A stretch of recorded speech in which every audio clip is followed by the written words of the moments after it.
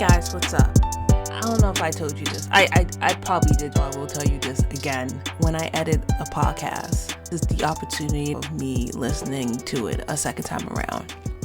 Instead of conducting the interview, thinking of questions and follow-ups and all that, I don't have a chance to really soak in the information they're providing. I want to thank Paula for being a wise woman and to have the courage and the sense to fight and to know what's right and to do something about it. I didn't think I was going to get emotional in listening to this, but I did. Why did I get emotional? She gave me validation in how I felt growing up in the environment that I grew up in, and the conundrum of being in this profession. The conversation happened towards the end. It was in the beginning, a little bit in the middle, but really like towards the end. And the thing that she said was, you don't want to be, what I got out of what she said, and she used an example of an 85-year-old person who lived in the community and felt like it was taking away and understanding of what reparations really mean. It's not just giving Black people money. It's not just giving them property, but it's an atonement of something that was stolen from them. And, lately in the news, you hear stuff about Black Wall Street and how Black people had monies in the bank. And when they tried to get that money back, they couldn't because their books, because back in the day, you have to write everything down, was burnt in the fire. And now these banks that still exist today are living from the wealth of Black people. So this is what reparations mean. Even though it's on a micro scale, even though it's an avenue, still, it was taken from them. Whether it be eminent domain or lie, cheat, steal to get that property, it's a scar. And nothing dramatic happened to me in that way. Well, of course it did, but it wasn't the Klan came in and burned my house down and the bank didn't give me my money because I didn't have proof of purchase. It's not that dramatic, but it's still trauma nonetheless. So thank you, Paula, just coming in my life and agreeing to talk to me and just being so raw and open and honest. And she gave me a virtual tour of Indiana Avenue and where Madam C.J. Walker building is. And we just kind of went from there. Paula took me down this fantastic voyage of Indiana Avenue in Indianapolis, Indiana. I laugh at that name because it's weird saying Indiana 3 times. She's the only person that could ever give a tour, ever. Like she set the gold standard in giving a tour because it was so rich in history. It goes beyond the built. To know that used to be a mortuary, or that was the first Black home, or this is an area where Black architects build, or design can't see Blackness. What does that mean? It means a Black person bought the property as is, and they made that property a home. They may have added some things to it out of necessity. They brought in their taste, their whatever. And it's a swag that says that this is Black owned. You can't see that architecturally. It's more of a feeling. The neighborhood is a feeling. You walk down the street and you see people who look like you, and from the names of the stores to what they display to how they turned that house into a home. You can't design. No school can ever teach me that. But the education that I had doesn't see that. They don't recognize that. So in going back to me, right, like I see Tyler House and I see this brick building. How does Black people make that into their own? You go across the street to Sursum Quarter or Sibley Plaza. How does those Black people, right, I'm using quotation marks, make it their home? But as architects, we don't see that. We see something else. And the difference, maybe it just needs a power wash, or maybe it just needs some tender loving care. Fix that broken window or that broken door, or pick up the trash, or it just leaves a little bit of loving. Nonetheless, it's disheartening to see a predominantly Black neighborhood lacking true planning. So what does that mean? In this episode, we have a virtual tour led by Paula Brooks. She points things out, like the sidewalk, or the fact that there's an interstate, like this is interstate that's running through this neighborhood, to how a building doesn't even face that street. It faces a parking lot, and how that building with their Greek columns totally ignored the neighborhood, the aesthetics, and imprinted themselves into it, saying that this is what we believe, screw everybody else. So thank you. I don't know how many times I'm going to say thank you, but I hope that you can follow the tour. We did this on Zoom, so I do have a video of it. It's just a time, y'all. This is the longest stretches I've done since the beginning of this podcast of not posting something.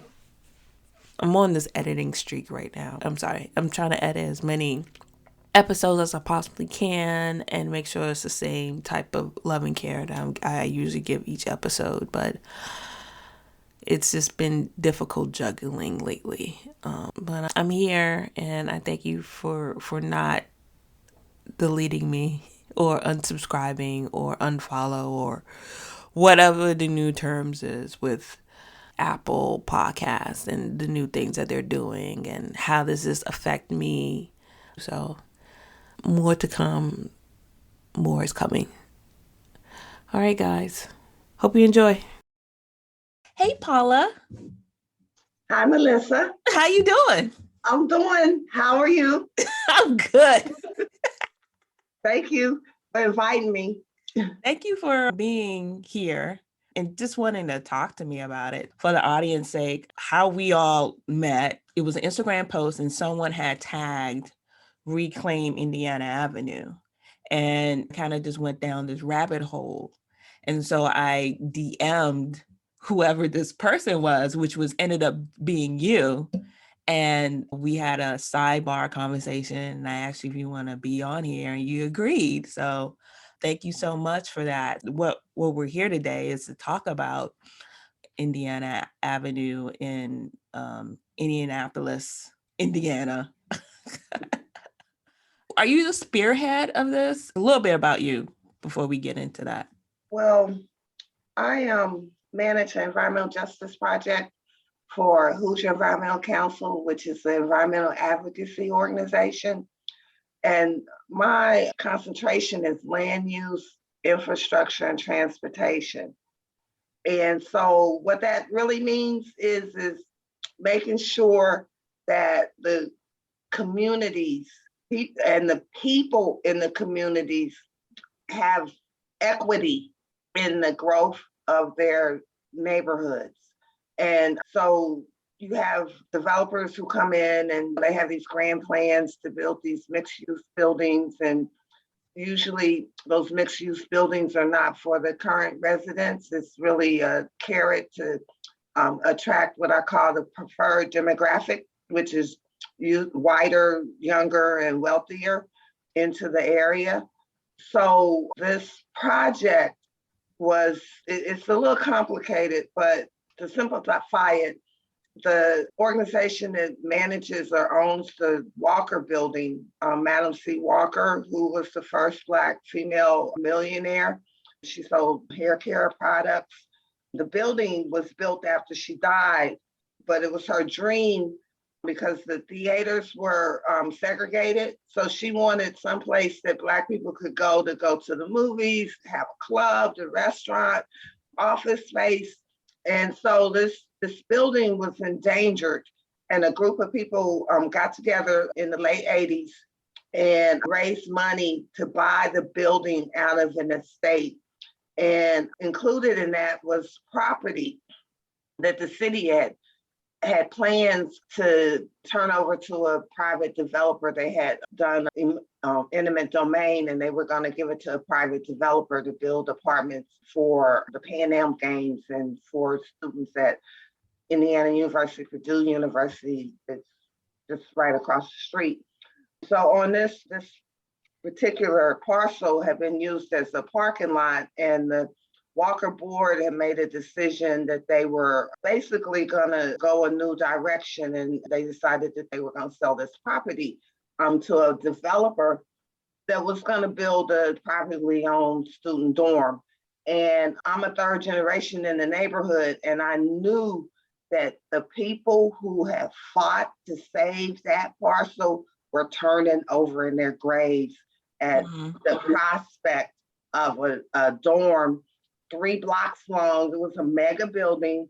We're talking to maybe 600 students were going to be built. Also, one of my concentrations with my job is to just look at health impacts. So that particular area, the traffic is very congested. There aren't any green buffers. And there's 2 senior buildings right there. So, we're just exposed to a lot of pollution. And this building would exacerbate all of that. I partnered with a resident that lives in another neighborhood just across the street, but it has another name, Fayette Street. We got together and we put together case statements. We started having discussions with a lot of different people, and we ended up forming this coalition, which eventually was called Reclaim Indiana Avenue. So that's how I got involved. So, I hesitate to say that I spearheaded it, but I did. If I had not pushed back, that building would be under construction right now. One of the things that we talked about previously too was that interstate that divided the neighborhood. Has there been any talks about that at all, or? Well, actually, that interstate is undergoing reconstruction as we speak. So a couple of years ago, the state decided that it was time. Interstate's more than 50 years old. The state also had plans to build an exit ramp right onto MLK. So when I saw that, I was like, oh, hell no, no. Again, so I joined a group called ReThink 6570. And so the reconstruction is east, a little east of the area. And this was a group of people, landscape architects, urban designers, lawyers. You had neighborhood people, historic preservationists. So these were people with skills in terms of knowing how things work and to push back. So I joined that group, and we were successful in shrinking the footprint and also putting the state on notice that they cannot put an exit ramp on the MLK. The group has expanded, and we're formalizing into a 501c3. And I'm actually chairing the Environmental Justice and Equity Committee. So one of my charges is to come up with policies to counteract any more expansion of the interstate. So it's still on the table. Madam C.J. Walker Theater, what do you remember about it? Was it active during your day? Well, I kind of bristle at the description that you always hear, well, the area was in decline. So Indiana Avenue corridor has been settled by Black people since the 1820s. It was the center of Black life, probably for a good 120, 130 years. And that's mainly due to redlining and Jim Crow and all of those things, but it was a vibrant area. It's also known for its jazz clubs. So, for instance, Freddie Hubbard is from here. West Montgomery is from here. Duke Ellington would come and play. So it's the only street in the city that's known internationally, that history, but I'm not old enough to remember that. So when I was growing up, my memory of Indiana Avenue as a small child was that it was a commercial strip. So anything that you needed, you could get on the avenue, from clothing to food. You had your entertainment, you had ice cream stores, novelties, just whatever you needed. It was like our high street. And as time progressed, the city was putting pressure on the property owners to move out. The university, Indiana University, Purdue University was expanding, and there was a city county Hertz. Well, we have a city county council. This person, Bert Savas, he actually stood in his office and said that he wanted all the Black people out. He didn't want any Black people close to this expansion of this university. So there was a policy to basically kind of, I hate to say ethnic cleansing, but someone named Wildstyle did a great article on the ethnic cleansing of Indiana Avenue. And it's true, it was a concerted effort between developers, IUPUI, and the city. So I witnessed that changeover, but as a preteen in the early 70s, we would go to the Walker Building and we saw all of those 70 movies on Saturdays, me and my girlfriends. So like Superfly, the Mac, Cleopatra Jones. We saw all of those movies there. Valley of the Dolls, I saw that movie. And I realized now I didn't really know what I was watching, but it was a place that we could go and hang out in. But I guess in some ways it was on this decline, because by that time, the housing was disappearing and Black people were able to move out of the area to so-called nicer areas, just more modern homes or ranch style brick homes that were built in the 60s. So I guess it's 6 on one hand, half a dozen on the other, but I just bristle when I hear, oh, the area was in decline, because we were still here. And we were a community, a diverse community, business people, professional people, artists, teachers. It wasn't a community that was marginalized, right? It was a solid Black community, and that's gone now. Would you use the word disenfranchisement? As time passed, but for this area, it was really the center of the civil rights movement in the city. So this place is a little different than most major cities in that there weren't a lot of major rioting. People pushed back, but it was more of a collaboration with the powers that be. There's a great book that was written called Polite Protest that talks about the culture here, right? So, it's just a bit different. I just wouldn't categorize what you're saying. Okay. Okay. So how does displacement come into play? And I get this argument all the time. We didn't force Black people to move out of their neighborhoods. They volunteered to move out of their neighborhoods. And like you mentioned, they opted to go to the suburbs. And it happens here in the DMV too, well, in DC. You sell your home for a good amount of money to get a bigger home. And the only way you get a bigger home is if you move into the suburbs. So how would you say in that argument, well, how is this displacement? Well, this displacement in this area was forced. There was a couple of things that happened at the same time. So first thing that you had was the building of the interstates, the late 60s, early 70s, which basically divided the neighborhood. At that time, the street was called West Street. It turned it into a interstate access roadway.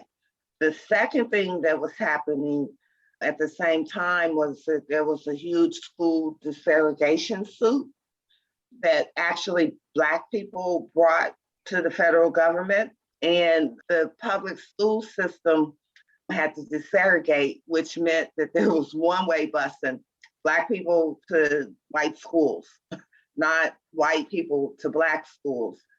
So we ended up losing our schools as well. So if you have, you lose thousands of homes to the interstate, then there's no local schools anywhere, right? That becomes a reason to move out of the neighborhood. And then the third thing that happened was the university, Indiana University, was downtown and decided to move 1.5 miles northwest to this area and started expanding. So the university actually went in and purchased people's homes. So they kind of did an undercover, basically saying that you have to move and you have to take this amount of money. And there's records, I've seen them on strategy on how to do that, right? So it was forced in some instances, and in the other instances, you can make a neighborhood unlivable or unattractive, and that's what happened as well. How did the Instagram come about, and how did I shouldn't say how, but because on the Instagram account there, you needed people to sign letters and to just really stop this developer from building these dormitories. Was that a strategic plan on your part to okay, I'm gonna use social media to get this? Well, I can't necessarily claim all the glory for that, but it was definitely part of our plan. But we ended up, a group of millennials volunteered to come on and help. So they took charge of the Instagram. The process to remonstrate against the development petition or zoning petition, one thing that you need is letters written either in support or in opposition. So we had a campaign to get as many letters as we could, not only to the zoning officer, but also we sent letters to one of the deputy mayors, to all the board members, to the mayor, to the city county councilor. So it was a concerted effort. But what I did know, being a third generation of this neighborhood and also witnessing that change, that people still had an emotional connection to what happened. And then also there has not been any atonement at all to the people who were harmed. Mm-hmm. Last year was the first time the city admitted their part, the complicity in what happened. So we're talking 40, 50 years, right? And last year was the first time the city said, yes, we were wrong. And this was also precipitated by the murder of George Floyd, the racial reckoning, the pandemic. But it was huge because we all knew the city had a part in it, but it was just kind of glossed over. One point that I do want to make is that the new buildings that were built, because I don't want you to think it's all vacant lots, all of these new buildings turned their backs to our major streets. And so when these buildings were built, it was still a lot of Black people living in the area. So the message is this new construction is not for you, which, it has resulted in an area that lacks any energy. Mm. So I want to go into that a little bit because we design buildings. Can you talk, is it the way it looks? Is it the where the entrance is? How would you describe you just described it, but how would in detail, what specifically? It's both, and I can give you a good example. So West Street in the 80s was renamed Martin Luther King at Indiana Avenue. So south of Indiana Avenue is still West Street. North of Indiana Avenue is MLK.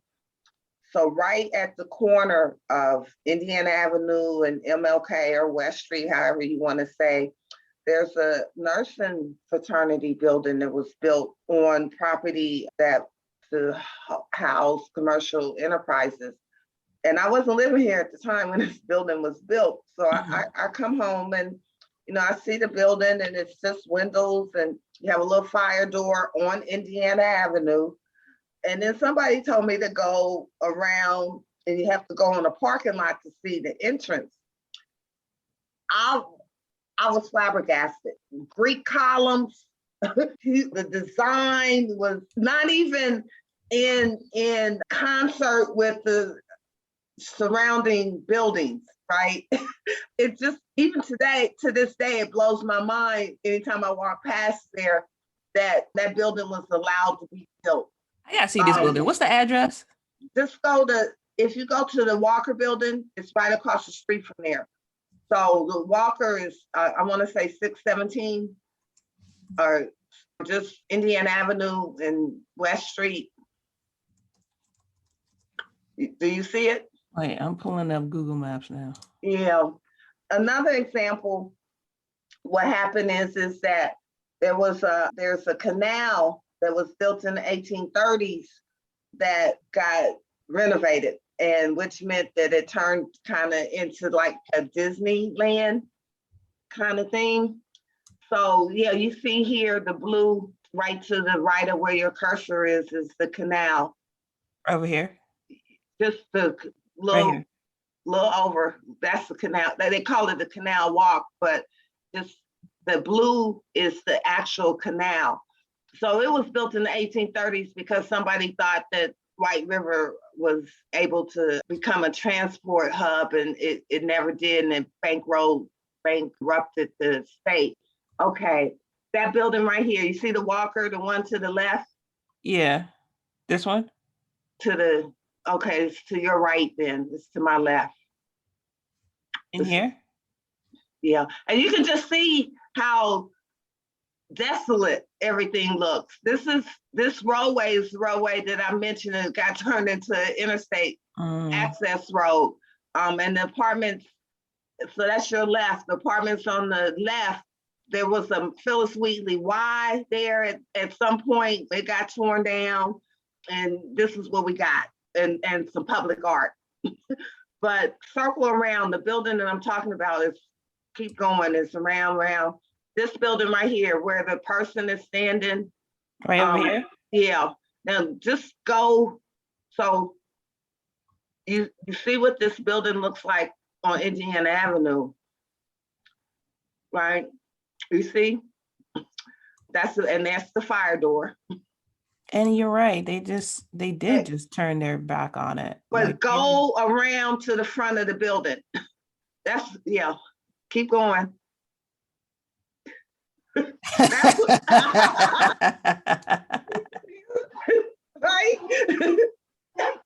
That's what the front of the building looks like. Center for Nursing. So they faced the parking lot. So they didn't, oh gosh. Yeah. I mean, architecturally, they probably were like, well, we don't want people to crowd the entrance. You could easily, no, I take that back. I'm sorry. No, because you could, yeah. That was to keep the Black people out. Yeah. Because it still was a significant population of Black people in the neighborhood when this was built. And then that parking garage, that's where the grade school was, school 4. So now it's a garage for the university. That's university property. That's what we have. Do you believe that the university is the enemy here, if you want to say enemy? Yeah, it's the university, it's the state. Yes. Yeah. It's a lack of respect for Blackness. And what they wanted to do is just wipe any vestiges of Blackness away. This is what we have, and you see how sterile it is. And even to the fact that this street here was redone about 5 years ago, And it used to be one way, now it's two way, supposedly to facilitate connectivity, but it was really to try to go west of the river and incorporate that as part of the university. But you see how beautiful those streets are. And if you just take a look at MLK, the contrast is what it is. You see how you really don't see many people? This is normal. This huge campus has 30,000 students, but it's primarily a commuter campus, even though the university has tried to make it more of a campus type of university, but it's a commuter. Most students drive in, but there's no energy at all. This is what it looks like most of the time. And when the students are in class, you just see them going from one building to the other, but that's it. And it's a state university, so it's really like my tax dollars. People lived all up and through here, and you had homes that were built in the early 1900s. You know, those homes now, like what you see in Alexandria or Arlington. And just take a look at MLK, just so for the visuals, and you can just see where your cursor was. I can just point out this here. So there's a bus stop here, and the Indigo is the bus authority. They have so little respect for people. The bus stop is here, but if you in a wheelchair, there's no way you can navigate gravel. It's really a pet peeve of mine, but if you just go across the street, so you have the Walker building here.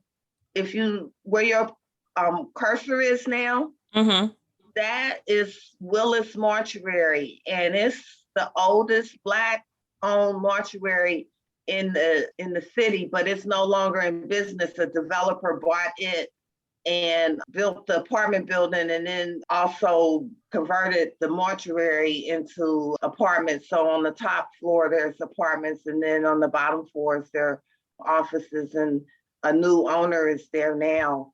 But that building is historic. But if you just take a look at the sidewalks and just kind of see as you go north, just how horrible they are. Holes in the middle of the sidewalk. You just have to go, because this part was redone.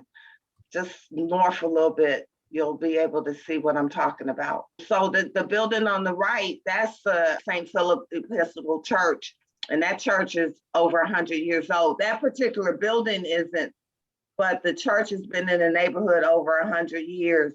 So if you just go north a little bit, you'll see what I'm talking about. But you can see that there's no energy at all. That's kind of what happened. So just a little bit more. You see how the poles are in, because this is where people live, right? This is Ransom Place, and it was saved by historic preservation. And we had a congressperson at the time, a state rep, who lived in the neighborhood, and he was able to bring money in for this infield housing. And initially it was Black people, for the most part, that came back into the neighborhood. So that's how, when we start talking about displacement, it's a little bit more complex. But you can see the pole right in the middle of the sidewalk. You can't navigate that. Yeah, you can't. And the cars are going 50 miles an hour coming down the street. This is what I meant about making it so that you don't want to live in the neighborhood. You know, there's no benefit to being in the neighborhood. There's nothing. And that's the commuter traffic on their way to the interstate. Interstate's just a couple of blocks up. The house where the tree is covering it, that's the oldest house in the neighborhood, and it was actually moved there in the early 90s from about 4 blocks to the north. And so we call it the museum, but we believe that it belonged to one of the first European families, the McCormicks, and it was on Monument Circle initially, but it was built in the 1830s. And it's owned by a Black person. So in this neighborhood, we still have significant ownership Black people have. But in terms of just the population, we're about 30%. Anything back here? Houses, that's the neighborhood, that's Ransom Place. That's the back of it. So is this is their front or this is their back? No, that's the back, that's the Okay, so alley. this is the alley, right? Yeah. And that big old green lot, it used to be a funeral home there, and the city said that they were widening the road and made them leave, and then they ended up not widening the road. And so we've had that empty lot, probably a good 30 years it's been empty like that. That's the most painful thing, is that they promise all these things, and it's so common nationally. So this is our little neighborhood. Just keep going and you can see Lockfield Gardens, because that's kind of the story with Lockfield Gardens. It was one of the first public housing developments in the city. And so Indiana is not a state that really went all in with public housing, kind of refused to take money from the federal government to build housing. But Lockfield was built for Black people, because again, we're dealing with Jim Crow, and the Klan was running the city at the time. So this Lockfield Gardens was built, and you just keep going and you'll run right into it. So our neighborhood now, even the church on the right, this picture, this is kind of dated. There's a couple that lives in there now, but that was Second Christian Church. And Marcus Garvey spoke there, right? So the couple that moved in there and renovated it, they told me they found some disturbing artifacts and they threw them away.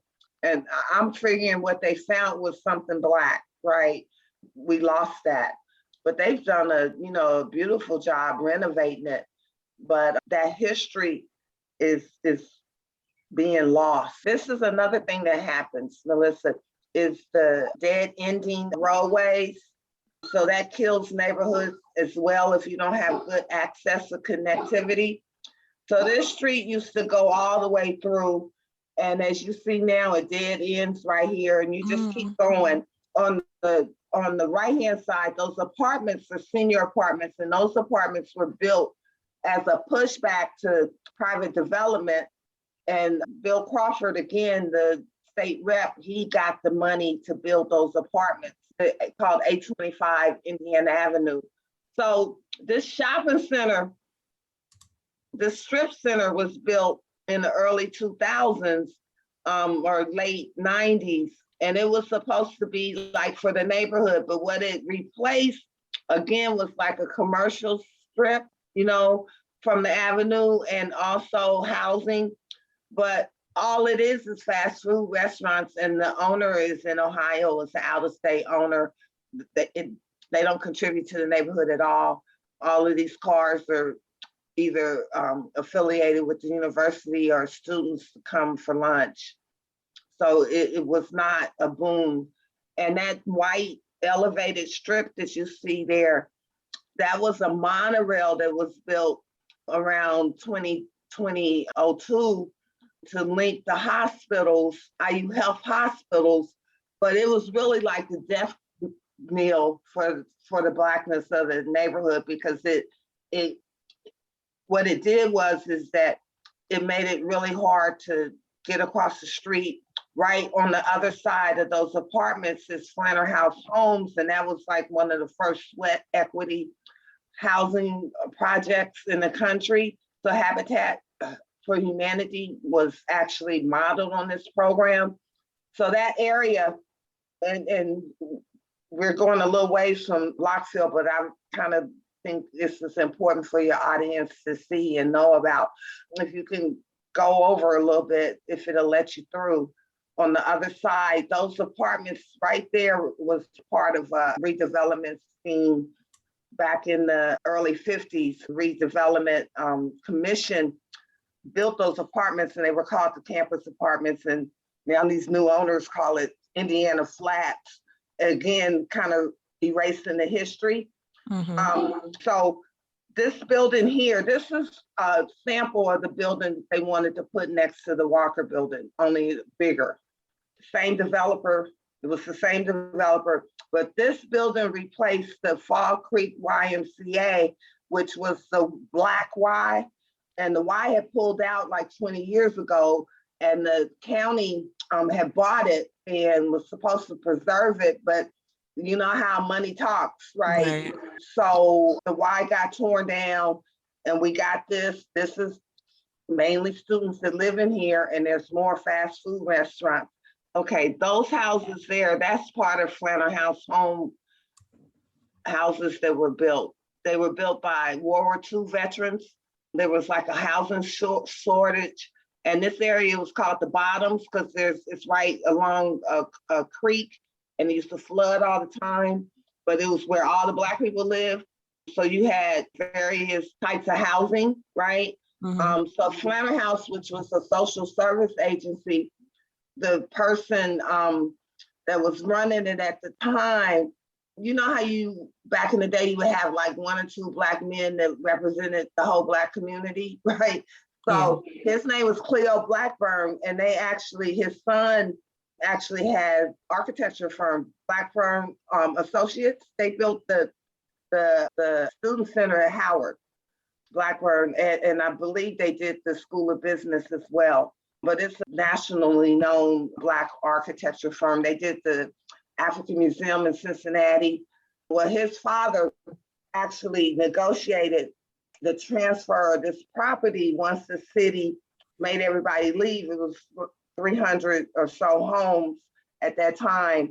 And they did this Flannel House Homes project where the men were mainly World War II veterans. They had good jobs, stable, middle class, and all these houses were built by sweat equity. There's a recent, I don't want to call it a case, but an incident where a young lady had 3 appraisals done and 2 came in real low, and she had her Black decor in her house, and then she had a white friend of hers come for the 3rd one, and she took everything out, and the appraisal came up $100,000 more. This is the neighborhood. Oh. Yeah, this is the neighborhood. I believe she lives on Fall Creek, but this is it. So her father grew up in the neighborhood. I don't know if she did or not, but her father did. But all these homes were built by Black people. I would think that, and I'm not 100% sure because it's so hot over here. This real estate market over here is like extremely hot right now. And it's generationally it's changing because there's only a few of those World War II people left, right? And a lot of the kids left and sold their homes. But I would think that it's probably about 40% Black and residents, and maybe ownership may be 60 or 70% Black still. But it's changing rapidly. And this is a school? What's this across the street? Across the street, that's Crispus Attucks High School. So that high school was built by the Klan. Again. I mean, look at this. This is very hostile right here. This right here, so you don't jump the fence? So it's been like that forever. But when I was little, we had holes in the fence that we could climb through, right? And then on the other side you could get to. So that never really bothered us. We just used it. And that football field was built in the 50s and the school was built in the 20s. This really bothers me. This really bothers me. It's really a case of over time, if you are not cognizant of what is going on a policy level, what can happen. So, you just see like the conditions of the street, and they have a fairly strong neighborhood association over here. But, again, you see what we're dealing with. So how do you get onto this field? You have to go up a little bit more right there. And this thing goes all the way around.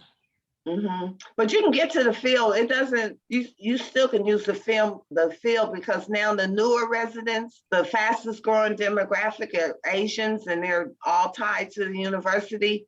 They use it to play soccer.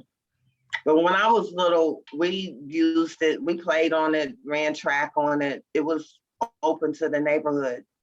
And right now, these homes, most of them are undergoing some type of renovation, but the neighborhood is on the National Register of Historic places, but it's not a preservation or conservation district. So an owner, in theory, could tear down a house, but the neighborhood association really discourages that, and they've been able to kind of keep the integrity of the area. And at that time, when these houses were built in the late 50s, early 60s, these were state-of-the-art houses, right? Modern ranch-style homes. When I was little, we called them the new houses. And I didn't really know the history. I just knew that they were the new houses. And these are the people that I went to grade school with that all lived in here. That building there with the dome on top of it is Phillips Temple. And it was a church that hosted a lot of civil rights rallies. We did the Easter parade in there every year, but it was really very important to the Black community. But over time, it just became abandoned. And a developer bought it, renovated it, and then built the apartments behind it on the lot behind it. And all these new apartments are not affordable. That little church, we have a lot of historic buildings that are still left. That little church there, that's the oldest original church in the neighborhood. That's New Baptist Church, and it's over 100 years old. And then that is an addition, but the main part of the church is still original, and you go in there and it has such a nice feeling to it. But as you see, it's surrounded by parking lots, and the developers is just really kind of waiting so they can build whatever they want to build. In terms of the historic preservation, has that helped tremendously? Getting those designations? Yeah, it stopped the demolition. If that had not happened, none of this would be here. So in that respect, it has. One of the concern I have about it is that the newer people that are coming in, they don't know the history and they don't respect the value of the designation, right? It's more of a hindrance than something to be proud of, right? So that's a little disturbing to me. That's the front of Addicts. And right as you go, right on the other side of Addicts was a junior high school. So, the elementary schools were feeder schools to the junior high school, but it got torn down. And again, it's just it's on the other side of the street. It's just an empty field. But on the first lot that you were showing, that's where the oldest house was. Back here, right? Yeah, back there. And it got moved when the neighborhood received its designation on the National Register. And all that property is owned by somebody Black too. Yeah, so we still have Black ownership, and people don't know that because they see so many white people living in the neighborhood. They'll say, it's gentrified. But again, that's a little more complex. Moving forward, again, we were successful in stopping the dormitories to be built. According to Instagram, you guys received a grant. How is that? Just bring me up to speed. It's 2021. So. Well, we did. We received a community impact grant from 16 Tech, which is the innovation district that's being built right on the other side of the Fall Creek. So it's walking distance.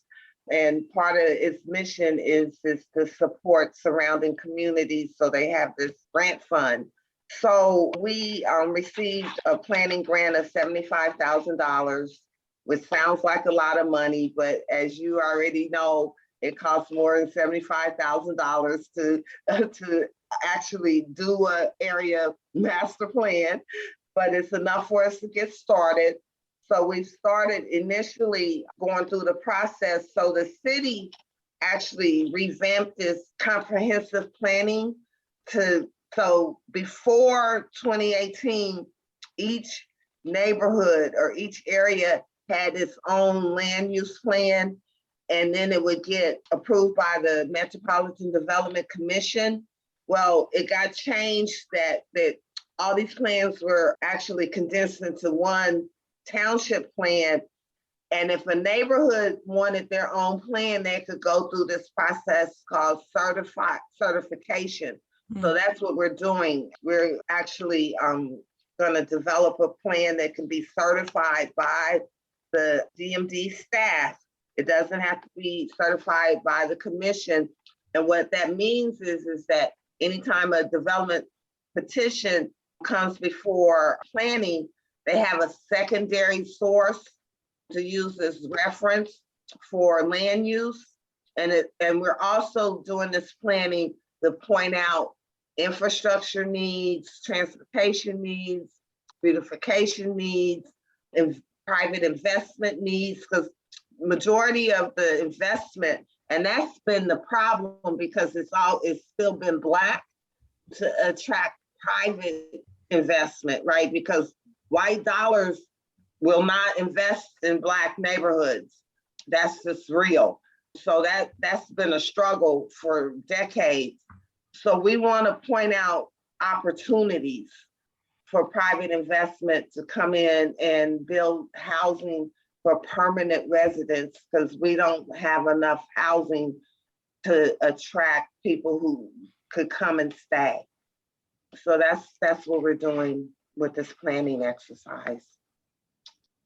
And also to establish Reclaim Indiana Avenue as a formal organization, because it was a true coalition.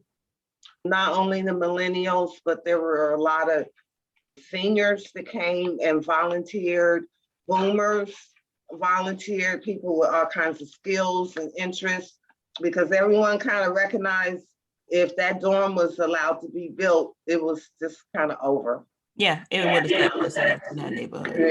Yeah, and it would have built a wall, between the neighborhood, and would have dumped all this traffic on the Indiana Avenue without any kind of plan. So I was really grateful that people came out and helped. Other communities in the US that are predominantly Black neighborhoods with lots of history, what would you say to them? Any lessons learned from this? Oh, the biggest lesson is to get ahead of trends. So, we can use U Street as an example. It's kind of touted as a success, but if you walk down U Street, that energy it's gone. The Blackness is gone. I remember reading about the guy with the store right at 7th and U, and music. That's DC, right? Just walking up and down the street and you hearing music, right? Coming out of stores, coming out of people's homes, people walking with music. And the newer people who move in, they don't appreciate that. So they have enough power to shut that down. You got to get ahead of that. So you got to make it known that if you're moving into this neighborhood, this is what this neighborhood is.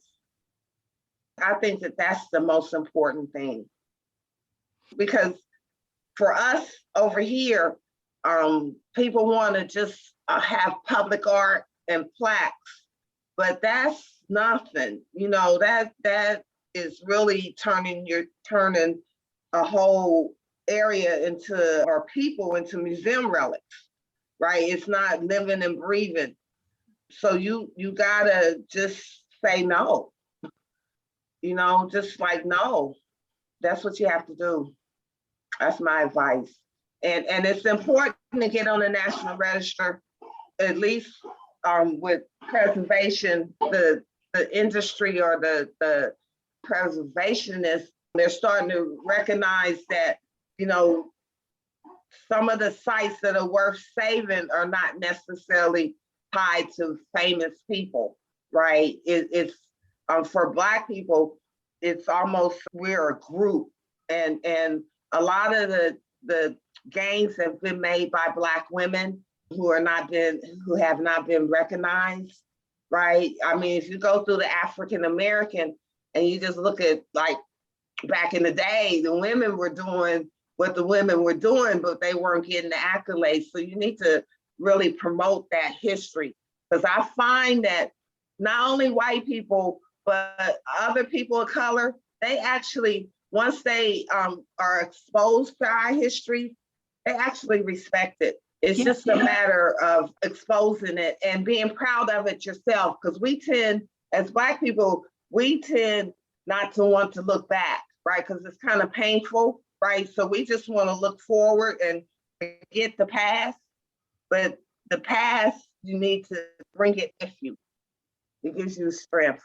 So like Malcolm X Park, for instance, it's always been, oh, is it Meridian Hill Park or is it Malcolm X Park? It has to be, no, this is Malcolm X Park, right? And you have to stick to that. It may take 50 years, right? But you have to stick to that, because otherwise all that history will be gone. If it's Meridian Hill Park, people won't know about ALD Day and how fantastic that was, right? Mhm. You know, and they won't remember Malcolm X and what he did in DC.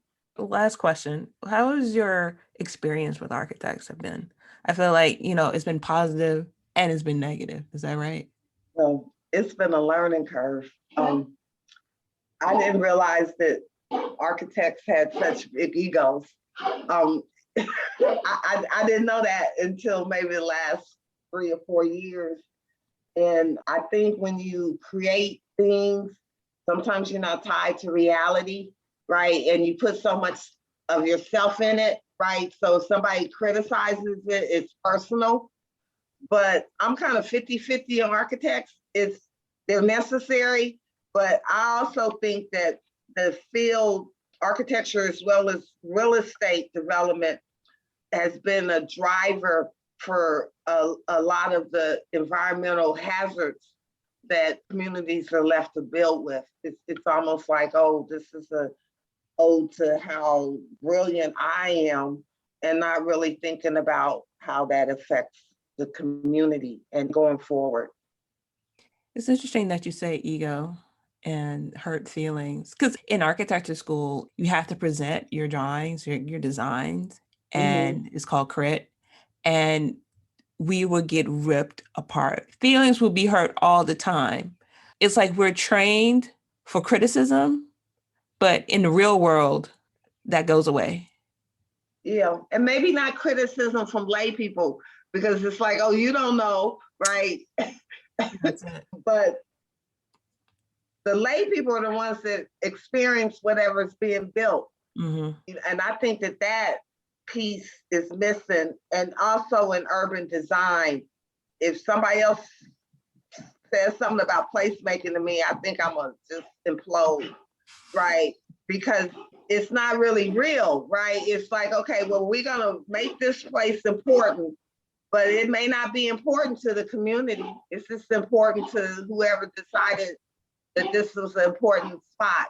Mhm. You know, I think there's a disconnect between professionals who are building not only our cities, but also our suburbs and who they're building it for. I really think that there's a disconnect.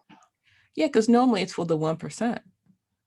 I mean, sad to say, architects get paid through like government or through the 1%, basically. People, developers are the ones who have the money. Yeah, When you follow the money, it comes from the 1%, right? Eventually. yeah, it does. So if the 1% who's living that life that we can't even imagine, right? Like no passport, no borders, private jets, 8 homes. Of course, they're going to disconnect with us. They don't know the word no. No, and the fact that the separation, right? Building for a certain demographic and not building for the greater good of all. Mm-hmm. I You're think, not building for the existing, you're building for who you think should live here. yes, and it's always wealthier, whiter, always. Not for the common man, and it's definitely not for people of color. I find it interesting because rental space is very diverse, and you have a lot of people come in and all they think about are their property values. So they'll put a lot of emphasis on manicured lawns, cars parked, people out, don't want to, not too much noise, right? And I always wonder sometimes what's going on behind closed doors, right? I say to myself, these people cannot be happy. They just cannot be happy. If life is not a straight line, right? You have ups and downs, and you have to have that to appreciate what you have. And I just find it a little disturbing. I get told all the time, oh, well, rising property values are good. But when I look at that, I just look at it as churning. Somebody comes in, they pay $100,000. And when they leave, they expect to get $200,000 because the hype of the area was convenient. We have X, Y, Z, all these amenities, but that's just manufactured value. And then it leaves other people out. Other people who would actually come in and do the work that's necessary to maintain a community or a neighborhood. Those people can't live in the area. They're not welcome. So I don't know what the answer is to that. Real estate is its own animal. It is. It really is. Two last things. I keep saying last. I'm sorry about Lucy. I'm sorry about Lucy. Oh, don't worry about it. It's whatever. I was gonna say. Any shout outs you want to give? I know you are not Reclaim Indiana Avenue. I know that. So any acknowledgements? Well, actually, I am part of Reclaim Indiana Avenue because it's a coalition. And, what happens with coalitions, people come together around a common cause, and some people stay, and some people don't. So I am part of Reclaim Indiana Avenue, but I would like to thank the group of millennials that came and helped with the social media, helped with the promotion. I would like to thank the boomers who came along and brought their professional skills, which were very useful. I also would like to thank the older people who are actually gave me the motivation to keep going, because this work for me is about honoring those who are long gone and their sacrifice and their fight to save what we have. And I feel that I'm obligated to carry that on because at least I do have the knowledge and skills to do that. Mm-hmm. And I also would like to thank the city. The city's been very supportive in wanting to support the planning. I'm wanting to see some change on the avenue. We have our businesses that are hidden, but they're here. They've come out and supported us financially.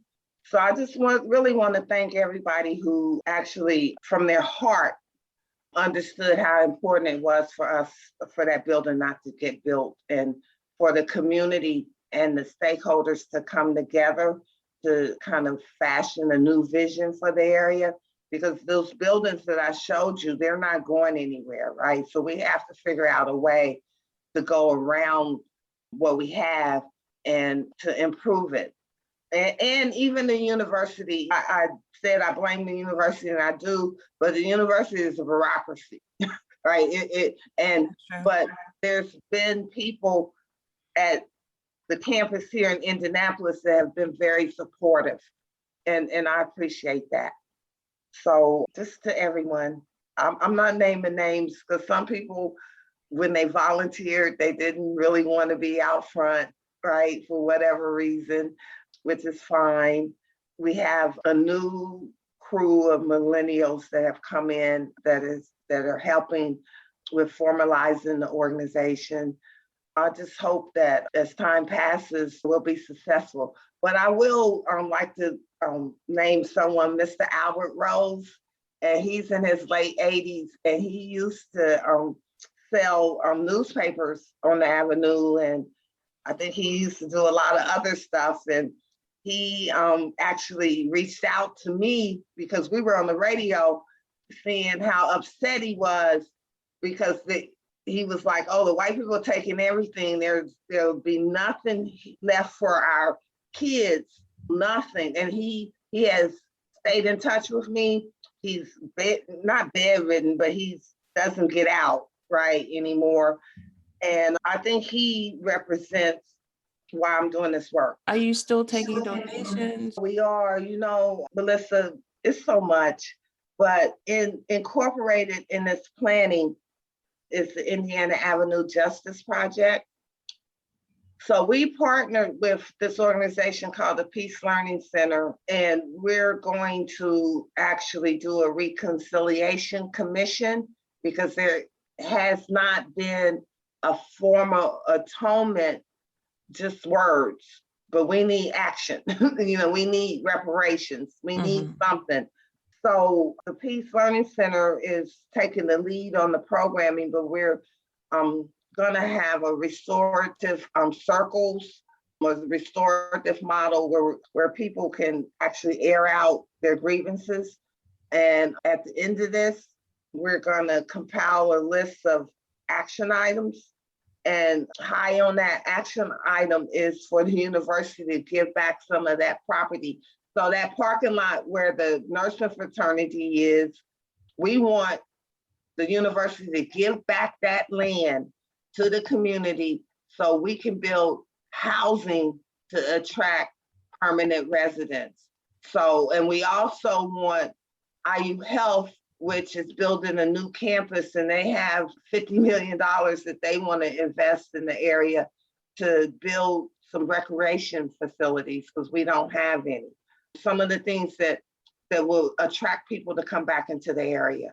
Because if we don't get permanent residents, be them Black, white, brown, or yellow, the university will just keep expanding, and this will be all of the campus once, people like me are gone.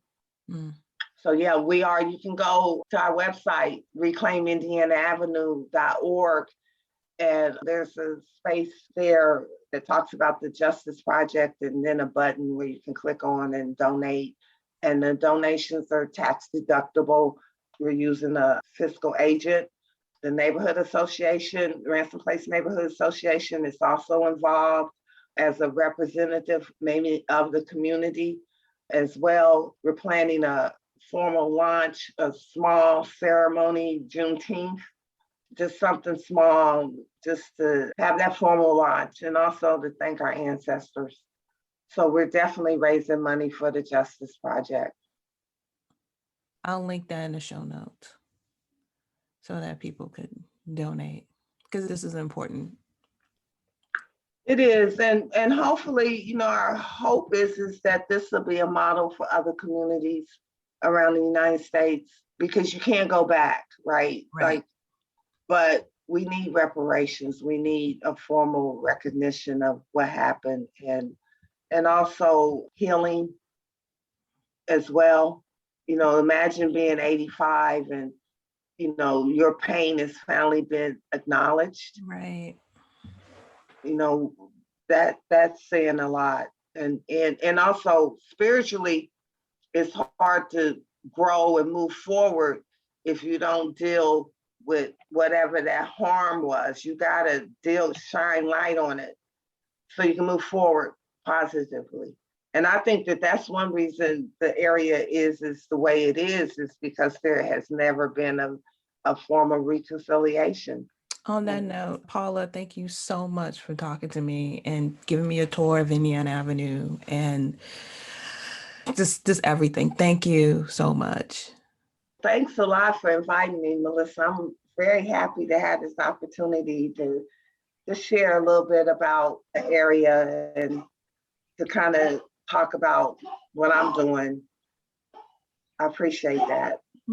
Thanks. Okay. All right. Well, thank you. You're welcome. Hey, listeners. I have an exciting announcement.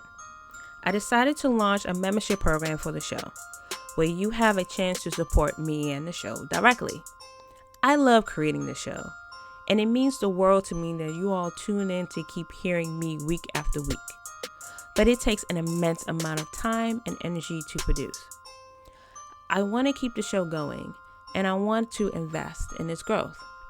And I also want you to become a partner with me in this journey. That's why I'm excited to give you a chance to officially become a supporter of the show at glow.fm/archispolly ARCHISPOLLY, or by clicking the link in the show notes. It's quick and easy. It takes less than 30 seconds and just takes clicking a link in the show notes and using Apple or Google Pay. You don't have to create any new logins, and you can contribute as much or as little as you like.